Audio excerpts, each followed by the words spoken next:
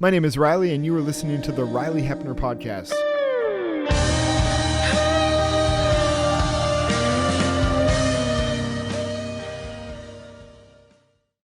Yeah, Austin, I appreciate you doing this. And us having another voice in the conversation that is not just another evangelical pastor, even though we'll get dug in here and some different people, but to have your perspective coming from Anglicanism will be very interesting, because we talked about like this tension that we kind of feel in the church and like what's going well and not and how to change, but to hear that from a Anglican perspective will be interesting. So my first question, and you can ask any questions too, we don't have to have a list here, but I wrote some down just to, yeah, you had some good ones in case it's just dead air. I suppose you can speak about the just whole church or just the Church of England. How do you feel most days about the state of the church? Yeah. Well, first of all, thanks for having me on, guys. I always enjoy our conversations, and I think we're stronger when we can share ideas. And maybe too, also just tell us a bit about yourself. Yeah, just because people might not even know who you are. Actually, sure. This is good because I come at a few things with a slightly peculiar stance. So sure. I had a very visceral call to ordained ministry. Which meant I felt it in my heart and my guts, and it wouldn't go away. And I mentioned that because I was on a very different track to start with. I was studying agriculture at University of British Columbia, global resource systems. So I really like systems thinking, like thinking about institutions, human systems, institutions, how they work together or don't. That was something that helped me sort of understand the church as a body, as an institution that needs to function. Yeah, and so then I did a master's in basically forest economics. It was through plant science, but did a lot of economics and ecological economics as well. And again, that's systems. How do human systems and the ecosystem and the economic system, like how do they mesh? How do they work together or not? So, which I think segues us into that first question pretty well, because I don't think... There are parts in the world in where the church is doing quite well, but in general, I would say not in modern developed Western countries.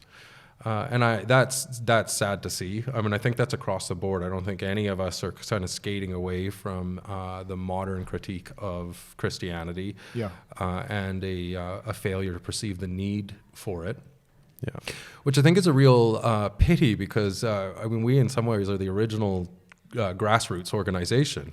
And I mean, even by that, like, I mean, if we don't have any people in our congregations, we don't have any resources to work with. So, and we are also, because we come from the bottom up, I mean, we have a leadership structure that provides some authority from the top down, but I mean, at the end of the day, we're still formed by people who choose to come to church.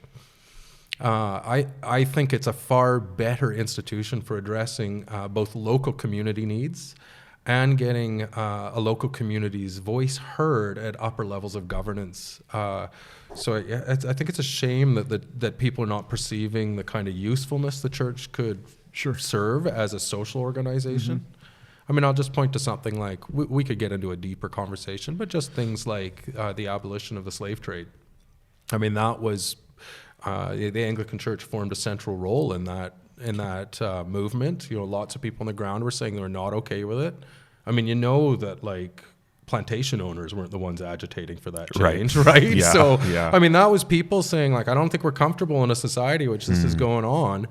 And that voice could rise up through the people, and then bishops put direct pressure on government. I mean, in England, the bishops do have seats in the House of Lords. Okay. So it's slightly different, but I do think any of our churches, like if we are working together and we have enough of a unified voice, like we start to form a block that can't be ignored. The Anglican Church in particular is, in specific, not in particular, we're all struggling with, but asking specifically from an Anglican perspective. Yeah, we're also struggling as an institutional church. I believe a lot of that has to do with the fact that we haven't really found who we need to become. Oh, I like that. Okay. Yeah, we've, for a long time, for better or for worse, we essentially formed a normative society in the British Empire. We are used to working fist and glove with the empire. Sometimes I think we helped make worldly societies better. Sometimes we fell into the trap of doing what they thought we ought to be doing. Sometimes very misguided people, I think, thought it was a good opportunity to teach people how to be English over teaching them how to follow Christ crucified.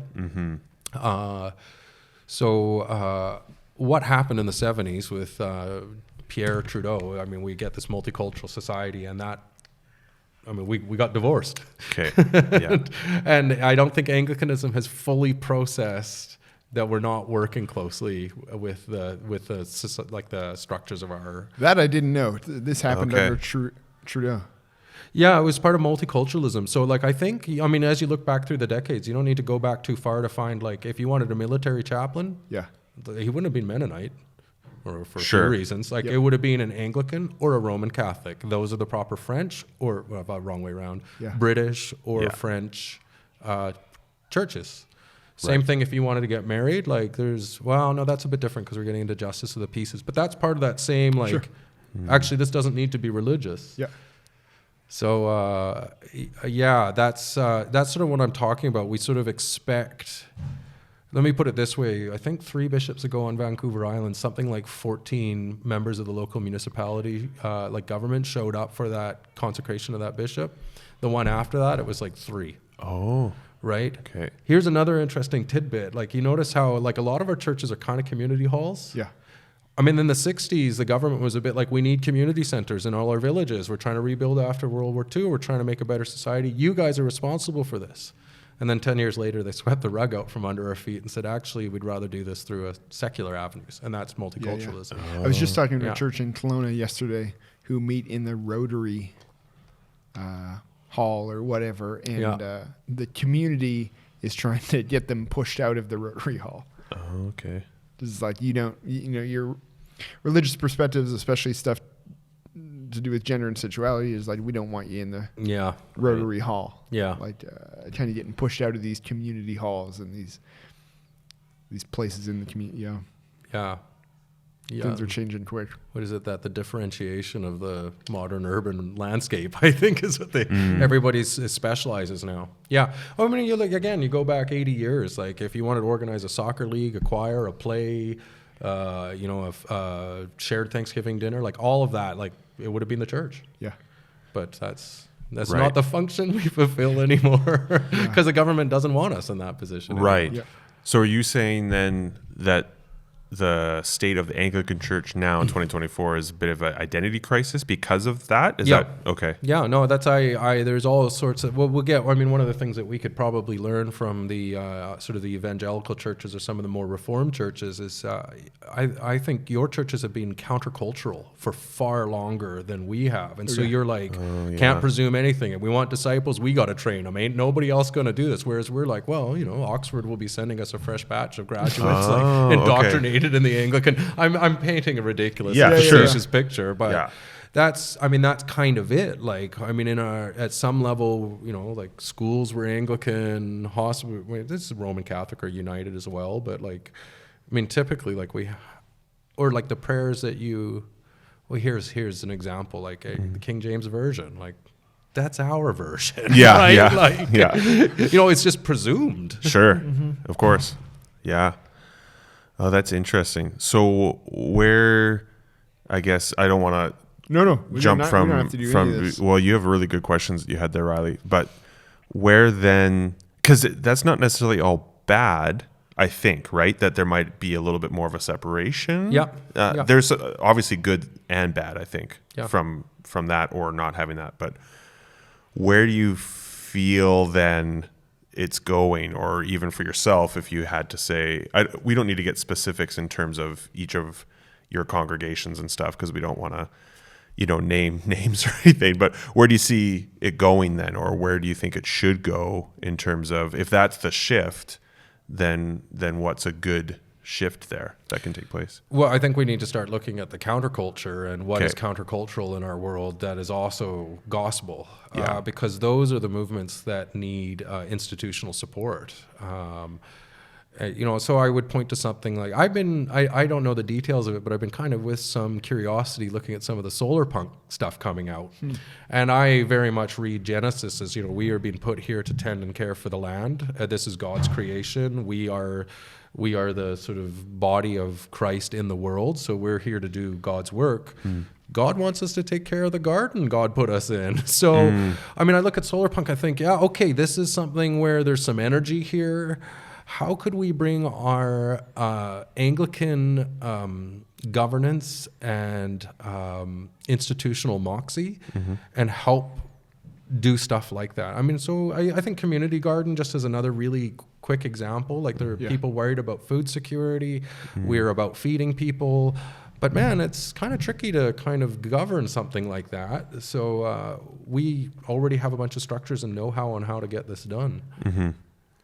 Sorry, for me and some of the other listeners, what's solar punk? Yeah, this is what I'm just trying to figure out, because I think it's actually a fairly recent movement, but it's a bunch of people who are trying to paint a picture for a greener future. So it's like, why are we still doing... So solar punk, there would probably get people who would want a walkable city and like want to get more vehicles off the road, more solar power versus, they're trying to imagine. I think it's a bit technocentric. Sure. But there's some good things there. I think it's largely about having a lighter footprint on God's creation. Yeah.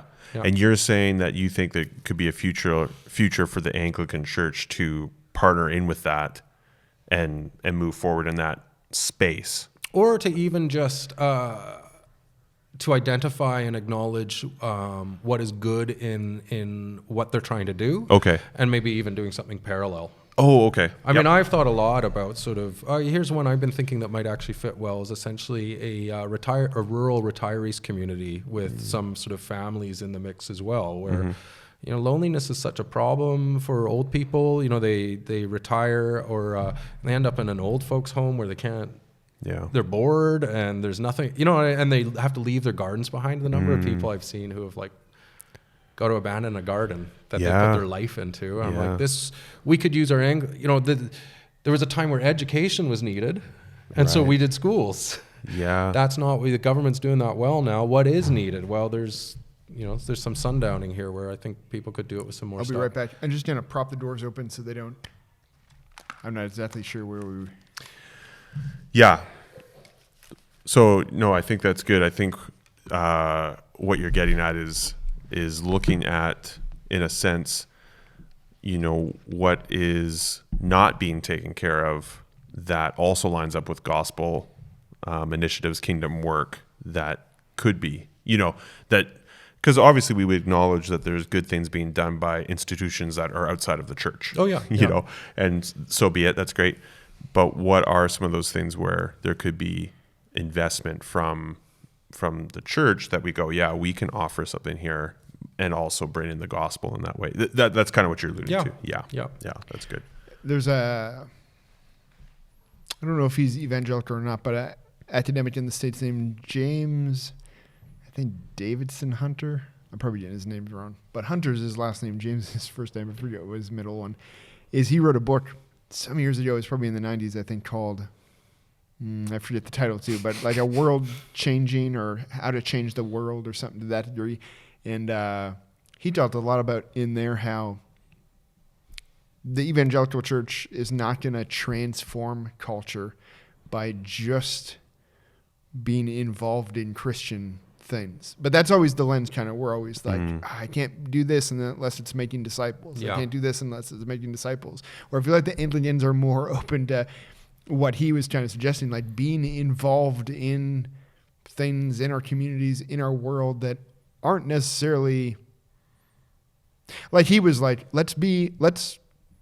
why aren't evangelical churches contributing more finances, more money to the arts, to movies, and not in the Christian movie realm, like to just, being involved in, like here, why aren't we more involved in the art gallery, the museum, like the, community initiatives that we're like, no, there's no disciples making there. So we can't be involved. He's like, you're not going to transform culture by just being involved in these things that are saturated by Christians. It's a narrow view of what it takes point, but I think you guys do it better than us, being like, we should be involved in the garden or.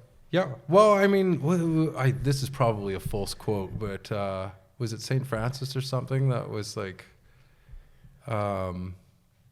preach the gospel and if necessary read from the Bible or something along those lines. To a CC. Or use words or like that's sometimes it's through our actions that we demonstrate where our values are at, and that communicates more powerfully. I would say that it's a narrow view of what it takes to make disciples, right?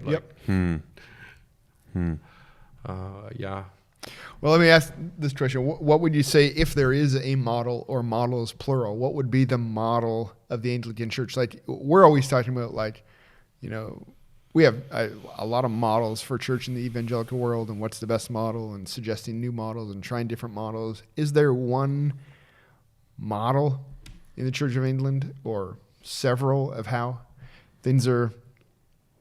church is done? I mean, I would say historically we've pursued a diversity of models. I mean, it's been kind of, as I mentioned, hospitals, there are monasteries. I mean, there's always your sort of parish church. That's been very fundamental. So I mean, that's some of the diversity of the Anglican Church. I think all of us, though, have been a bit boxed in by what I was talking about earlier, the differentiation of the modern urban landscape. Everybody's become specialized, and like we've almost become a psychological self-help group for the religiously backwardly inclined or something like that. I'm just making fun of how we're kind of maybe seen. And we went through this at the University of Victoria, which was founded as a secular university. And there was some discomfort with the chaplains because there was a very interesting direct MOU, Memorandum of Understanding, with the president of the university. And at some point, somebody was like, wait a minute, like we need more boxes around these guys. Like, here's a flow chart of all the departments in the university. And it was sometimes sad, sometimes hilarious exercise to see the UVic administration try to figure out where a chaplain fit in that map. Oh, okay. And they ended up making us a subset of counseling services. And I was like, doesn't that say how you see us, right? But my point is, like, that's, I mean, I think about community a lot these days. People are striving for community, but actually it's not easy to do organically. Or community takes structure, takes some discipline, it takes accountability. I think a lot of idealistic hippies will tell you what happens to a commune when you have no accountability. Yeah. And are you're also referring to like the Sunday gathering model? Yeah, the model of how we would do gatherings. Like, that's kind of I feel like we're talking about models. It's often that, like, should we be in a house or kind of a neutral building? Should we sit in a circle or sit in rows? Should we, sermon at the end? Like, kind of pretty practical things. I don't know. We've tried a few. I would say we tried a few different things. I liked how you put it in your question. You put to me, it was a bit like, what did you ask if we had dabbled in house churches? I don't know, man. All the other churches were doing house churches. We thought we should try it, but I don't know if it wasn't for me. I just didn't feel right. We've tried house churches, to some extent. I think an interesting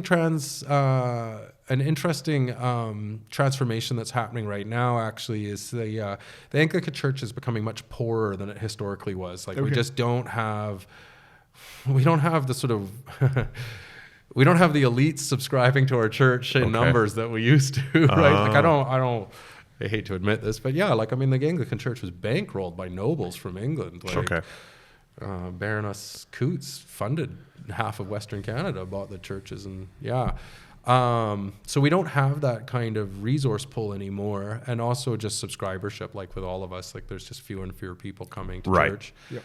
So it's getting to the point where it's like, wow, it's tricky to maintain the buildings and the stipend for the ordained ministers. So we're starting to almost move back to an older Canadian model, or look at it, was circuit riders. Where you had churches that did morning prayer more regularly, and it was gathered around the laity, and then there's a priest can make it once a month maybe to do communion with you. And you think there's a movement towards that? It's looking a lot like we're moving back towards that, partly because we're just getting to the point where the geographic distance between different congregations is too great for them all to be served on one Sunday. Okay, interesting. Yeah. And that's very built into our model. Yeah. Yeah. So maybe walk that through with me just a little bit, just for my own ignorance. If I were to show up at your church or any other, especially let's just say BC, but probably in Canada, am I going to see very similar things? So you're asking for about our liturgy. Yes, in general, you will see very, very similar things. And we are, now there's all kinds of sort of slight adaptations that happen on the ground, but we are required to follow a substantially similar liturgy. If you want to do something different, you typically need the bishop's permission. Okay. And just briefly, sorry if I'm jumping ahead, but give me the that structure of the authority or however, like for you to say I need the bishop's permission and stuff. Yeah. That's a little foreign to me. Yes. We have maybe a denominational head. Yeah. But for the most part, they would have a lot of autonomy. Yeah, which is good and bad. Yeah. For sure. Agreed. But so just educate me a little bit on that. Okay, so the focus of the Anglican Church organizationally really is regional. I think we would understand it. So, for example, all the West East Kootenays and the Okanagan are all under one diocese. That's the central unit. And every diocese is sort of governed over by a bishop. Okay. And so the bishop is really, the bishop and the diocese are the sort of central, the kind of defining marks in our church. And so the bishop is really the source of doctrine. So that's the person you need to be concerned with. Am I in line with? Is my bishop. And then priests technically are stand-ins for the bishop at the parish level. There are a bunch of things that a bishop can do that we can do. Celebrate the Lord's Supper, preach. There are some things that a bishop can do that your typical priest, a priest cannot do, like ordain new ministers. Confirmations also, like if you're getting confirmed, it's the bishop that will confirm you as an Anglican.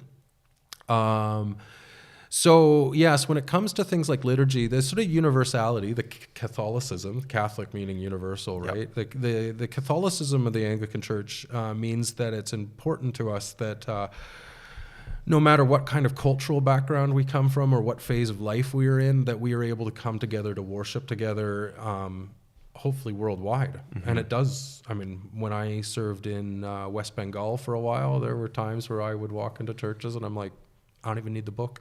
Oh, okay. Yeah. Roman Catholics. So we stayed quite close to the Roman Catholics. There's some stuff we've kind of taken from the Eastern Orthodox Church in terms of liturgy. Yeah. There are some adaptations that we've made given the criticism of the reformers like Calvin and Zwingli and stuff. Like, many Anglican churches move the choirs to the back to de-emphasize that performative element of the church that was aggravating people in the Reformation. Yeah, so where was I? Yeah, so then who's above the bishop? Nobody. Okay. Yeah. There is a House of Bishops in Canada. Okay. There is the Archbishop of Canterbury, who you've probably heard of, but no bishop has any authority over other bishops like that. I think the House of Bishops can get together to mutually exclude a bishop. Okay. But that's where it even gets interesting. Like once a bishop, always a bishop. It's just whether you're in communion with the Anglican Church or not. Okay. So that's really helpful. So now I have a frame of reference in terms of the structure of leadership. Yes. Now, if I were to show up, literally, if it was me, who I have no Anglican background or connection or whatever, but I show up with my family on a Sunday. Yes. What am I going to see? How does it? What does the service look like? You want the shape of it? Yeah. Yeah. Okay. Just give me if that's okay. Yeah. Oh yeah, that's fine. The kind of the model of how the service. What is the order? Yeah. Because what I'm sensing that one of the strengths of the Anglican end of things is, you correct me if I'm wrong, there's really good structure. Yes. Which I think a lot of us rebel against, but we actually need. I would even argue you have it. Sure. When I talk to most of you in other more Reformed churches, less liturgical. Sure. You have a pattern. You'll follow week after week. Of course. That's liturgy. Totally. And I think sometimes we fool ourselves to think like, we're freewheeling or anything. But then Mother's Day comes around. Right. You do the same thing you do every Mother's Day. Like it's like it's written in the Ordo or something. Yeah. It's just less official, but it's really official. Yeah. And I think I'm painting a really broad stroke of just people, let's just say Canada-wide, yes, they would say, oh, I love independence. I don't want to be told what to do, yeah, blah, blah, blah. But deep down, they actually do, I think, on some level. That structure is actually really, really helpful. Yeah. We would say biblically, there's a created order, and we would, try to get away from chaos and move to order. Yeah. But we don't always like to say that. So I think that's something that the Anglican Church brings. Yeah. And I have been to services at an Anglican church, but just for education's sake, again, there, if I'm not mistaken, and like you said, there is on other churches too, there is order. Yeah. But what does that look like? How does that work? Yeah, so the liturgical tradition, as a comment, because we might get back to there a bit later too, but I do think, like, we have a lot of order, and we with dignity and good order. That's how Anglicans like it now. Yeah, that's right. Totally.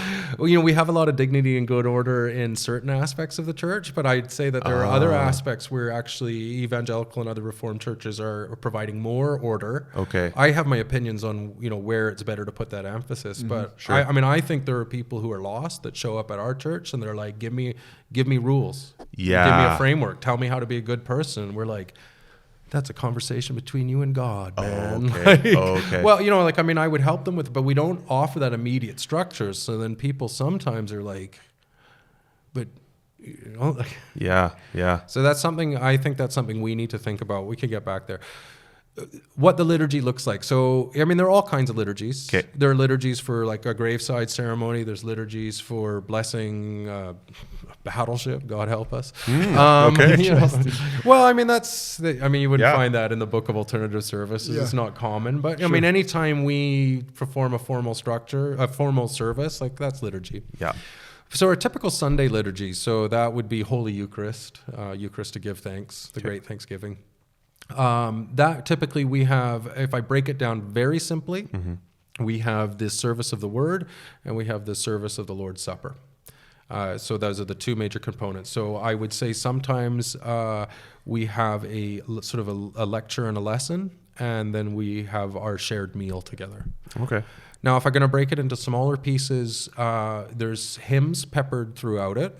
So we start with an opening hymn. There's some opening prayers. There'll be a collect for the day, which will match the themes of that day, because part of our liturgical tradition is we have a calendar of readings and themes we work through in the year. So the prayer will match that. Then we will move into readings and psalms, readings, gospel reading, a couple more hymns in there. And then after the gospel reading, sermon. Then we're kind of... that clean break in two gets a bit fuzzy in the middle, but at that point we would recite the creed. After the creed comes the prayers for the people, prayers of the people. Often we have a layperson who will lead those prayers. And then confession and absolution. Then the peace. Lots of people miss the point of the peace. They think it's a meet and greet, but it is actually related to that before you approach the judge's seat. Like, put your conflict with your brother behind you, lest the judge is harsher on you than you would have been on yourself, kind of deal. So that's like, we're about to approach the Lord's Supper. That's exactly the next move. So peace. We're bearing any enmity between members of the body before we affirm our membership in the body. Sure. So then hymn with the collection. And then at that point, the bread, the wine, and any other offerings are on the altar. Sort of prayers of thanks being said, then the Eucharistic prayer, which in some ways is a very lengthy recollection of the history of salvation. Okay. There's some key... And real wine? Yeah. Yeah, that's awesome. But port. As a funny historical quirk, I understand... You'll know that there were tensions between the English and French at some points, and you know that England cannot grow its own red wine, really. Oh, interesting. And so we had some trouble procuring red wine from our used-to-be friends across the street. But it turns out that England has also had very long-standing alliances with Portugal. Oh. So in the Anglican tradition, actually, it's almost always port. Okay. Yeah. Because an unfortified red wine probably would have spoiled on the journey. Sure. It was too far. Okay. So we always use actually fortified. Fascinating. Fascinating. Okay. Yeah, extra germ killing power too, because we use a common cup. Yeah. Yeah, which is like kind of a special silver chalice. Yeah, silver chalice. Yeah. For germs and stuff like. Well, a special rage. or something like that. There's a purificator, which is basically a cloth. Yeah. So, but we've done studies on it, but between the alcohol, the elemental silver, and the wiping, the priests finish it. After everybody's had a sip, it's the priest. So you would think that if there was a danger, we would be sick way more than anyone else. The funny thing when they did those studies was actually the priests seemed to have a lower incidence of illness than the people. Okay. So I wonder where it's almost like vaccination. Yeah, you're building up, all these bacteria or viruses are just there you go. hammered by the blood of Christ, and you can just get stronger from it. So then that's the communion, Lord's Prayer, and then we would serve the communion. Okay. Yeah, and then that's just like there's some wrap-up prayers after that. Yeah. A couple more hymns. Okay. So just briefly too, and then I think we can even from there expand. Like, okay, when you see that happen on a Sunday, do you feel like, we're doing it like disciples, or is it even the point? But are we seeing disciples? Are we seeing people come to the Lord? Are we seeing that good fruit from a Sunday service? If we can even agree that that's what it should be for. But let's just for one last question, maybe before we get there too, is. Let's say I were to show up with my family and I've got 2 little kids, they're squirmy, they're maybe whatever. How is that welcomed in maybe sometimes that could be viewed, especially from someone who's more of an outsider to the Anglican Church? Because my fear would be like, oh, okay, kids, be quiet. Like, this is very formal. This is very, is that even in the sense of that good structure? Is that like, oh yeah, everyone, this is this is, you know what I'm saying? I absolutely know what you're saying. I mean, I've got children of my own. I even wrestle with myself up there sometimes. Okay. Like, I'm trying to preach a sermon here. Right. Well, I think, it's very context dependent, right? Like, it only takes 2 grumpy people to shoot the stink eye. And also with that formality, you've named it. Like, we are formal about things. Yeah. I think these days it's a relaxed formality, but that formality is still so alien. So I do think it's very intimidating. Okay. And it really requires education of congregants and stuff. So, as a sort of pastoral question, it is a bit fraught. Okay. And I try to do as much as I can to help the parents feel comfortable with their kids in there. Yeah. Stuff for the little children, right? Like, so that's where I'm always like, no, wait a minute. There's a purity and an innocence and a receptiveness here. So, I often do things like if they're like, I'll ask them to come sit next to me, or if they want to see what I'm doing while I'm preparing communion or whatever. Okay. Right? Like, cool. So, or I'll make a bit of a joke about it or something like that. Yeah. Now, in terms of theologically speaking, no, I think the children absolutely are fine to be there. Like, we're not sort of we're gathering in all of our earthly messy glory, right? And children are part of that. I kind of point out, like, there are older people who put coffee on for that bugs me more than a kid's natural exuberance, right? Like, can we just drink coffee 10 minutes later? Sit down. Right. Like, yeah. If anything, you're intelligent enough to know exactly what's going on here, and you're intentionally disrespecting it. So, we just got to bring forgiveness to each other, right? Like, even I have moments where I'm sitting up there in my robes having entirely inappropriate and secular thoughts because I'm human and my mind wanders. Mm-hmm. Yeah. Maybe I crossed my legs in a way that doesn't bring people closer to God. I don't know, right? Yeah. So, no, that's good. And it's probably for another episode sometime, is talking about, like for a young family, it's like, well, which church has Sunday school? Yeah. Because that, now that's another whole conversation to get into about the goods and bads of that. But there is something I think really beautiful and good to be said of, like, we come to church as a family and we're going to stay all together during the whole service time as a family. And if you have something before, after, or just at home in terms of what we say like Sunday school, then so be it. What I'm hearing from what you just said is there's not a time where we go, okay, all the children are dismissed at this time, which is pretty, normal for, churches that Ryley and I would be working at. But it gets done. I've been at Anglican churches with Sunday schools. Sure. But I think we're probably, from what you said, we share a similar opinion. Like, I don't think it's good to exclude kids from the regular celebration. I don't think it's good theology. I don't think it's good for them. Sure. Yeah. And I guess that's what was the heart of my question is, it's almost like if you don't if you don't have that time of like, okay, well now we're going to let the children go and be wild in a different room with a Bible story or something. Yeah. You know, I'm really boiling it down, maybe in a bad way. Mm-hmm. But yeah, okay, well then you're welcome here during this whole service, and we know that it could be a little bit more messy, but we want you to be part of what's happening and see you know, the priest and what the priest is doing. And I love that you bring them into it sometimes too. I mean, that's great. We can involve them heavier than that. Like, I mean, we've got kids' robes, and they can act as servers. They carry the cross in, light the candles. Okay. Like, I mean, it's fun because their kids are so tactile. Yep. Yeah. They love the sensuality of it when you can start to invite them into it. Like, yeah. Cool. Yeah. Right. I mean, adults are tactile too. I mean, isn't that why we even have the Eucharist? Yes. To be like, let's take a tangible thing to represent, like seal these promises that we've talked about. What about this? I think always the fear in the evangelical church is, even though we're drawn to liturgical things, then we back up sometimes and be like, oh, liturgy, if we do it too much, it can get dry. So, I mean, in a high church, in a liturgical church, how do you think you keep liturgies from becoming religious exercises? Yeah. No, that's a good question, and I've certainly heard that criticism before.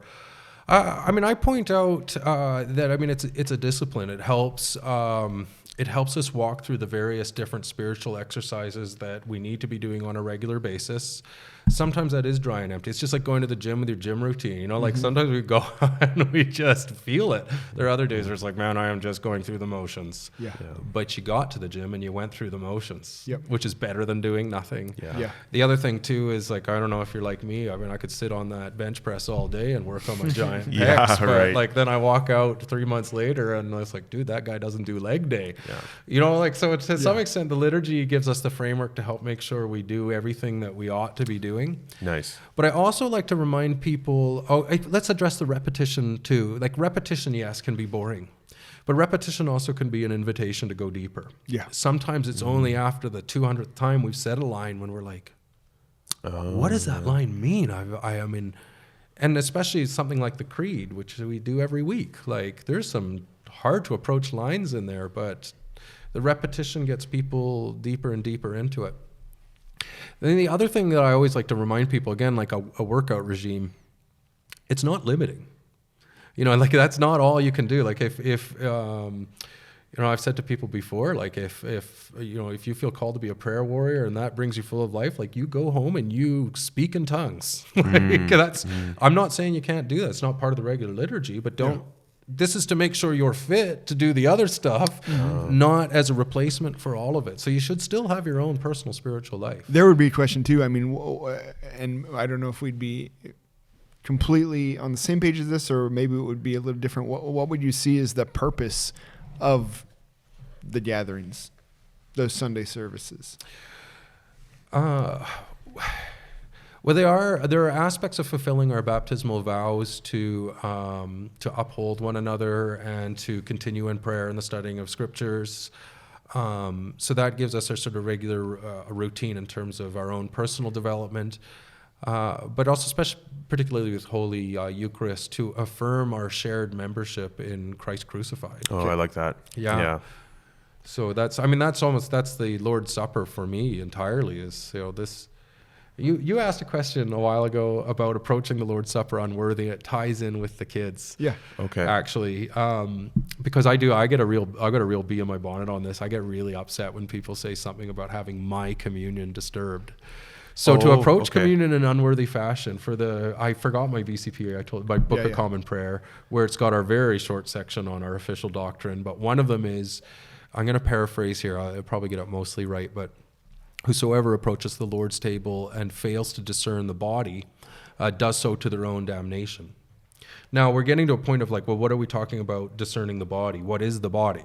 Now, there are some people, I think, take a very magical approach to that. And they're like, well, Holy Communion is kind of like the super blessing I do once a week to supercharge me for spiritual acts in the week. And so this is how I get my soul figured out or whatever, right? Mm-hmm. And I would say, and so in that magical understanding, the failure to understand the body would be the failure to understand that the bread and wine has actually become the blood and the flesh of Christ. I would say that's a huge miss. You know, if we read Paul, he's talking about the body. It's your body, plural. Y'all are the church. Y'all are the body of Christ. So the body of Christ is our membership as one being in Christ. Mm-hmm. So, you know, if you're approaching communion and failing to recognize that in participating in that meal, you are assenting and affirming your membership and our shared membership in the body of Christ, you have failed to discern the body. So this is where I would say, like, back into the language of the BCP, if you're coming to take the bread and the wine and you're getting mad that kid is disturbing your communion, you've just done that to your own damnation. Yeah. Interesting. Okay. Yeah, I like that. Yeah. So then, again, excuse my ignorance, but you can educate me here. Do you feel with the members of your parish or the Anglican, you know, your church, they are very committed to that body? And I'm asking that just in the sense that I've had conversations with Ryley, but other pastors too, where it's like, sometimes I just feel like people come on a Sunday, but they're tuned around to all the different congregations, and they just feel like, I'm part of the church this way. Yeah. And the way that you're describing it makes it sound like, no, like, in a good way. I don't think it's a negative thing, but like, this is my church. This is my, you know, the body. And I take this seriously. And maybe, again, you can educate me here too, but is it, you know, I'm baptized into the Anglican Church, or if I came and I said, I want to be part of your church, you'd say, have you been baptized? Okay, good. Or if you haven't been baptized in the Anglican Church, well, we got to do that first. Yeah. So there's a few questions. Yeah, there. Sorry. Yeah.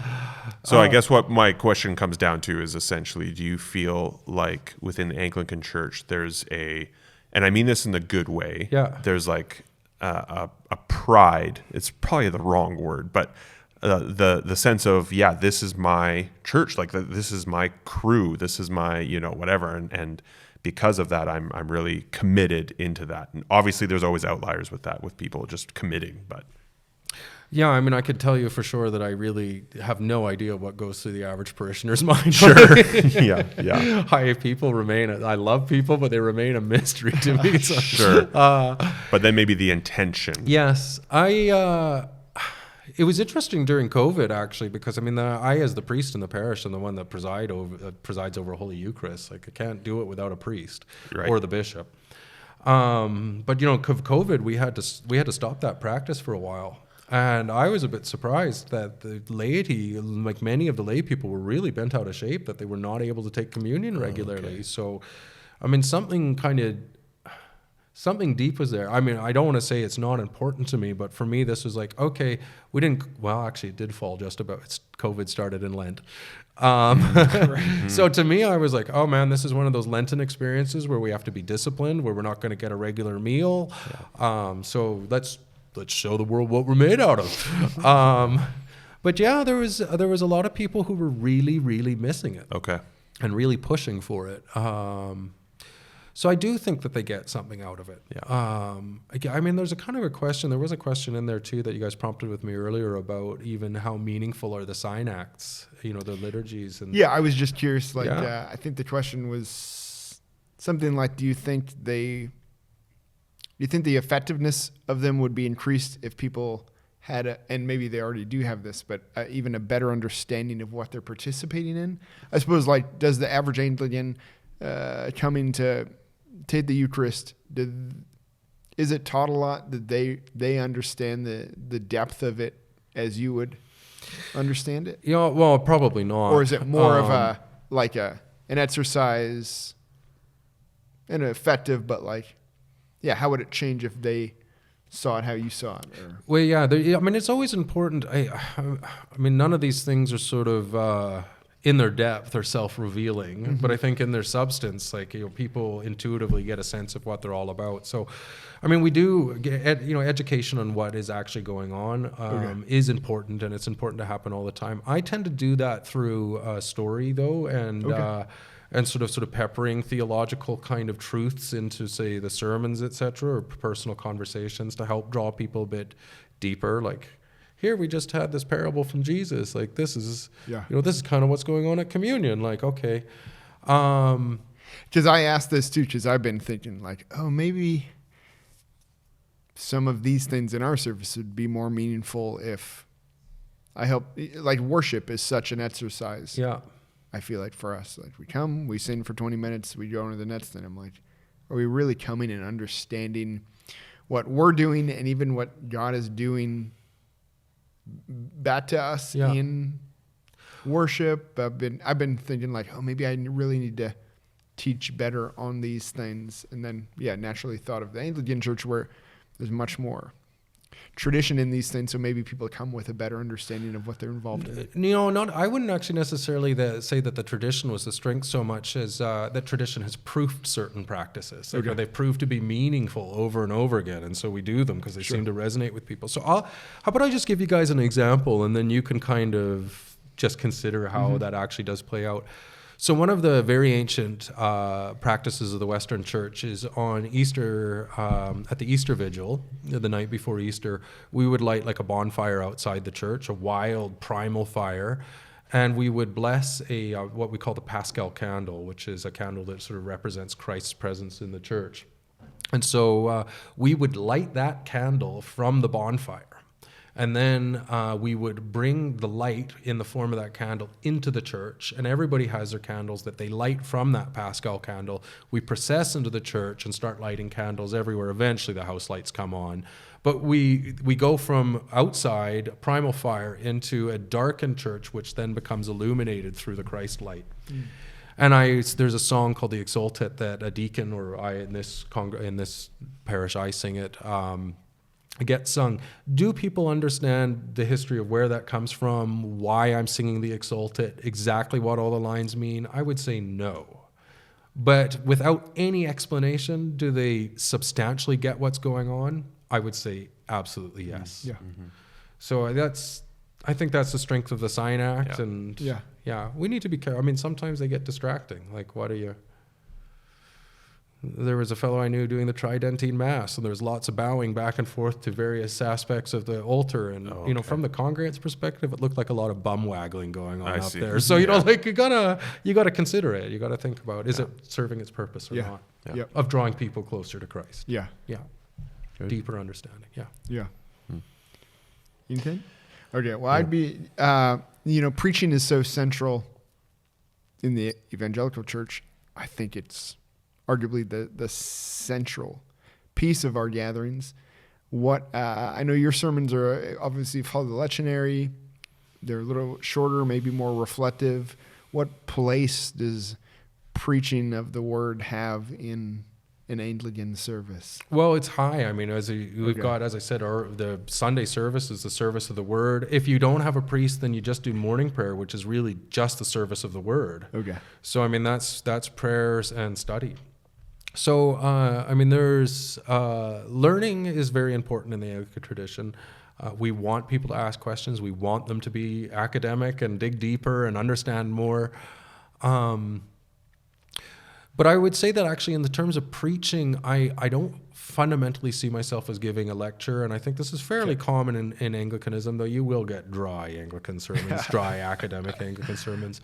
But I don't tend to preach theology on Sunday. Okay. I tend to do far more storytelling. I look at Jesus and think, like, this guy told stories. He gave parables. Yeah. They evoke, there's the high road and the low road, right? The high road is when you're preaching to the mind. And you can give people a whole bunch of facts, right? But you know how people are. Yeah. Like, they might say, I'm going to write them an email after the service, and they walk away. But you tell a good story, you invite somebody into a story in a good fashion. I mean, maybe that's just painting a really vivid picture of the gospel, and they imagine themselves there. That's more powerful than like 10,000 words. Yeah. So I tend to much more towards, like, I lean into Sign Act. I tend much more in terms of storytelling.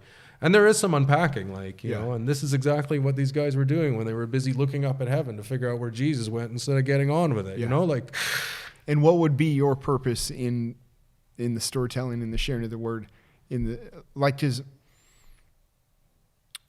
whether I don't know if everyone thinks this way, but for me, I'm trying to send people out having learned something, and I think I'm aiming for that. I think them learning something is important. My primary goal is to change them. Sure. I want them to walk out that door empowered or inspired to go out and be Christ to the world. Yeah. So, sometimes that in the stories, like I'll be trying to sort of, maybe I'm thinking that there's some bad stuff going on in the community. It was a pity that the church isn't helping people more. And I tell a story about bystander effect when there's an emergency and everybody just stands there flummoxed. Like, God needs you to be the hero that runs in and goes. And so I'm trying to help people imagine themselves as heroes instead of bystanders, so that they are empowered and inspired when the moment comes to act in a way that they wouldn't have before they walked into church. Yeah. Oh, that's very good. So teaching involves some of that, but I mean, I would echo everything you just said. I just not trying to make it a dry school, but I'm always like also trying to hit that where I'm like, I do want you to leave having learned something. Yeah. But whether that's right or wrong, you're a big story. You do well with stories. I don't include enough story for sure. I just often am just kind of heavy theology, unpacking, exegeting. Yeah, and I don't think that there's necessarily this is right, this is wrong, but I think what you're trying to get at is what's the purpose, or what are we trying to accomplish, and that's still the tension. I think Ryley and I, as we've talked over the last number of months, is are we missing the mark a bit when it comes to church, when it comes to how we see things happening around us in Canada right now within the church and Christianity and all that kind of stuff.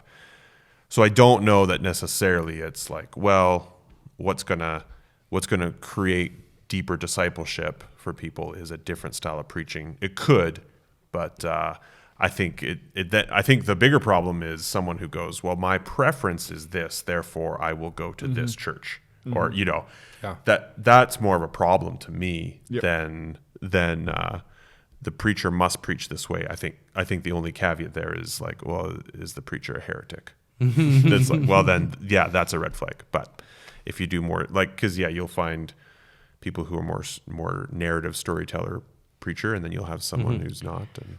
I listened to a Catholic priest, I feel like last year maybe, who was talking about how, I forget what they call them in the Catholic Church, maybe it would be the same word in the Anglican Church, but with a little kind of meditation, reflection at some point in the service. And I guess in the Catholic Church for a while it's been heavy, like not even, I think, including much scripture, like just heavy, like personal reflection, story, and whatever. And this priest was kind of talking about how there was a shift happening, being like, oh, we should get back to including some scripture, because I'm starting to see that's actually that's effective. But they kind of, to some degree, it sounded like from this guy, abandoned that and just focused on personal, or just kind of like stories and testimony. Not even testimony, just like stories, but just like not even necessarily related to the text, or I mean related to it, but not even like including the text, but just kind of. And they were being like, we need to start incorporating Bible. I think this is a good thing. So from an evangelical perspective, it was like, you should include some Bible. I think you do a better mix of both. I think I'd get in some trouble if I didn't actually read a gospel. Well, this is maybe a funny question too. We came here to try and learn from you, but are there any things in the evangelical church that you would feel as an Anglican that like, oh, I think we could learn from you guys on how you do this or that? You're welcome to say nothing. No, there are a few things, and I've mentioned at least one of them already. One of them, I think we were affected by this in the 70s. We've talked a bit about old light and new light churches before, and Anglicans, we're old light, like with the Lutherans and the United, and we tend to emphasize a very somber and serious faith.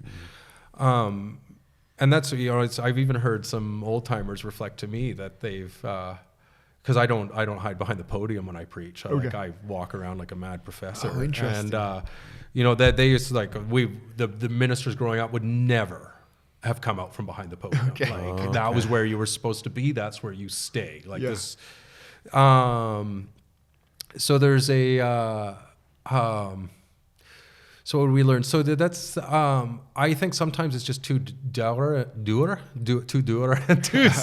too serious. And there's a role and a place for charisma.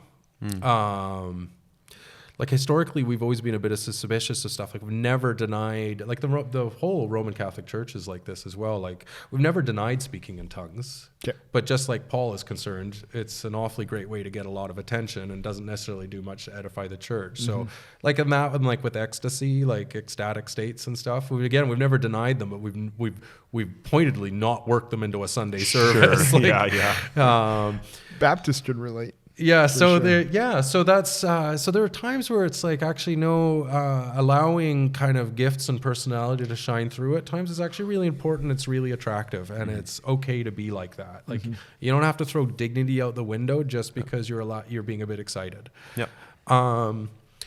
The other thing too, and this is the one I mentioned earlier, is that we really we need to think long and hard about how we train disciples in the Anglican Church, because we just expect it to be the normative church that people go to. Like, you have to be a kind of bent out of shape Christian to want to go to the Baptist church, like, because that's the Church of England. So it's like everybody. I mean, I still get people who come to me and they're like, "Will you marry us?" And I'm like, "Are you baptized?" They're like, "No." And I'm like, "What do you think this is?"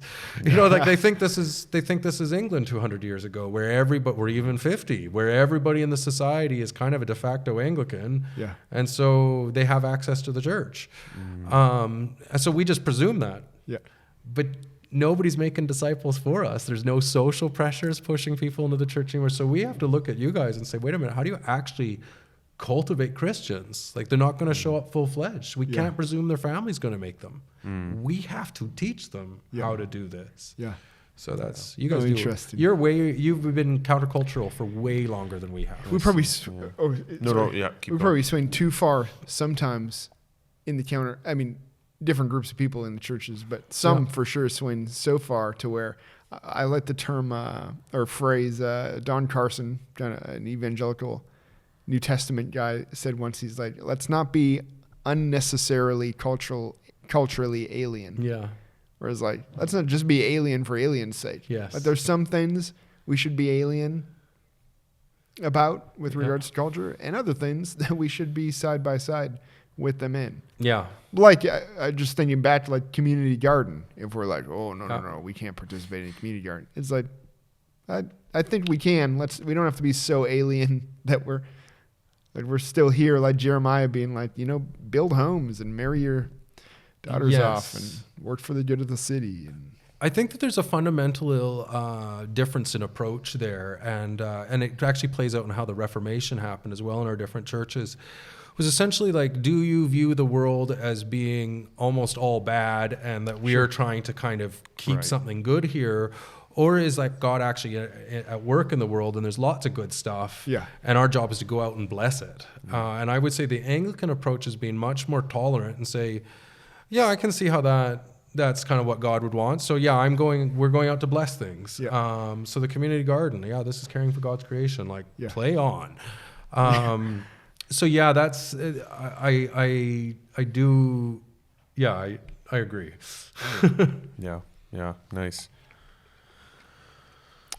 I don't. I mean, your questions are great. I wonder if Austin, if there were some there that you thought were good that you wanted to make sure that you spoke to as we continue on here. But I have a couple, but there may be more of a concluding. Sure. Well, I mean, we're at an hour, so we should definitely. Okay. I mean, one thing that you guys did ask was about how to make liturgies more transformatively effective, basically. And I would say that you gotta make it excellent. Like, if you're doing a kind of average job of it, it doesn't resonate with people. Okay. I think leaning into the sign and symbol a lot. Like, as I was talking about the Pascal candle and stuff. Like, the more you go for it, the more you evoke, the more you allow people to get into the moment. And then, ritual and education. I mean, you pointed to it, but the more you can help people understand what they're doing. I liked your answer to like them becoming religious exercise. I think you have a point that like, just when it is an exercise, we still do it. Because to some degree, I think discipline gives birth to passion sometimes. Yeah. Like if we don't do it just because we're not excited about it, then it's going to have a reverse effect. Where if we just keep doing it, that might lead to, I don't know, an explosion of all of a sudden an encounter with the Lord in this thing that I've been doing routinely for a long time. Yeah, the transformation there. There's potential. Yeah, that's good. I think perhaps kind of my last couple questions that I was thinking of is, so there's two. One is, what is your, I want to say this the right way, but what's your biggest fear as we continue on into 2024 and beyond for, you could say the Anglican Church, but also just,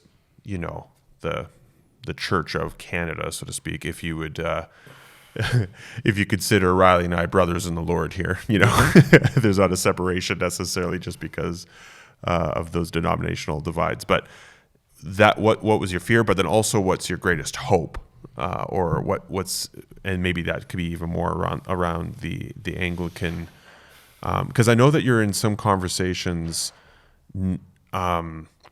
How do I say it? You've told me before that you're in meetings, with other priests and leaders and so forth, just talking about where is this going, and you've shared some frustrations, which we don't need to repeat here, but just some of those things that you're also excited about. That like, well, there is some hope, and obviously there's always going to be hope for us because that's what we're all about, is hope in a lot of ways. But if we want to conclude there, what would be a couple things that.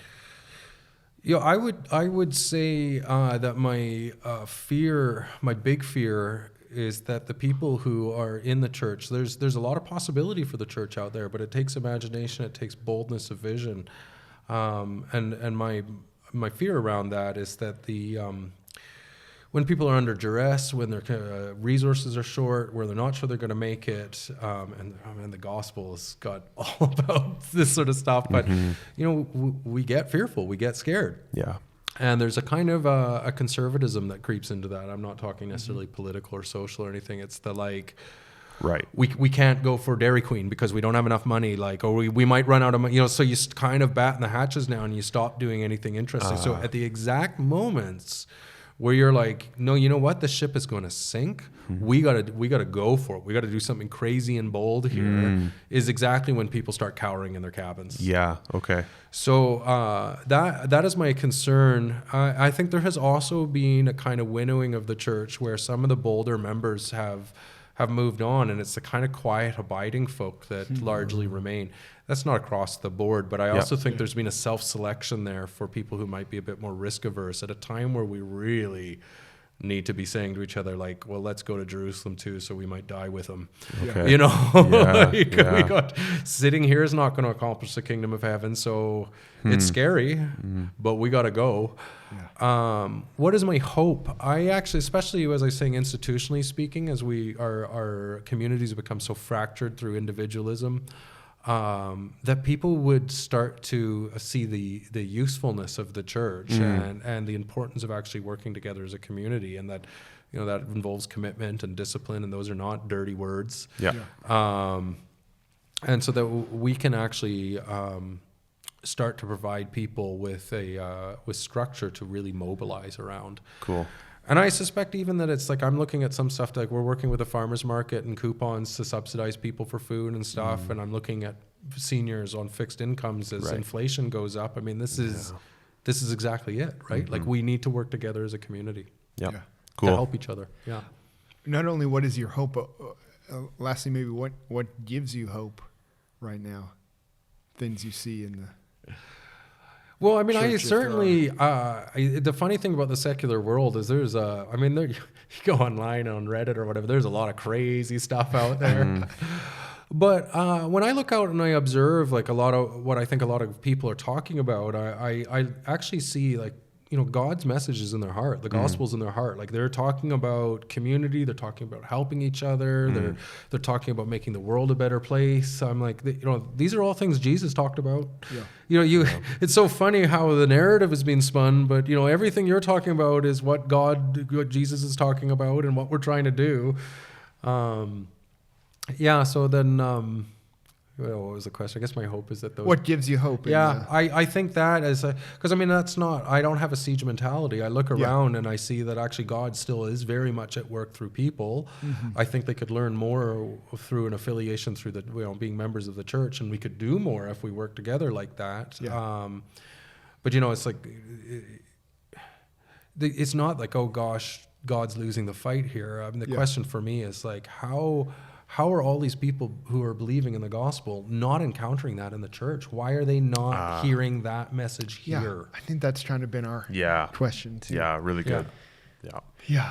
Well, we have much to learn from you, Austin. It's mutual, guys. Brother. Yeah. So thanks for chatting. No, thank you so much for having me. Yeah. Maybe we'll do it again. Sure, I'd love to. Come for back sure. around. Yeah, for sure. Thanks, Austin. Yeah.